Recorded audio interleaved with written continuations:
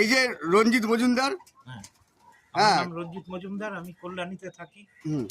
দীর্ঘদিন আমাদের পায়রা পোষা, আজকে না হলেও 25 বছর হবে, এবং বিভিন্ন সময় বিভিন্ন ক্লাবে ছিলাম।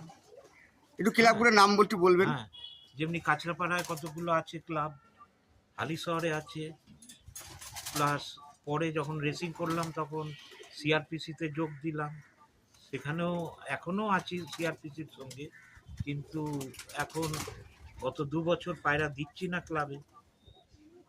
আচ্ছা আচ্ছা, তাহলে আপনার যে রেসার পায়রা আপনি একটু আগে বললেন আমাকে, হুম। যখন আলোচনা হচ্ছিল, যে আপনার নেদারল্যান্ড থেকে এবং ইয়ে থেকে বেলজিয়াম। বেলজিয়াম থেকে অরিজিনাল বিট আপনি এনেছেন। হ্যাঁ। এটা কত বছর আগে এনেছেন আপনি? এগুলো প্রায় 2014-তে। 2014-তে নিয়ে এসেছেন, তাই তো? আচ্ছা, তারপরে আপনি কোনো রেস খেলেছেন?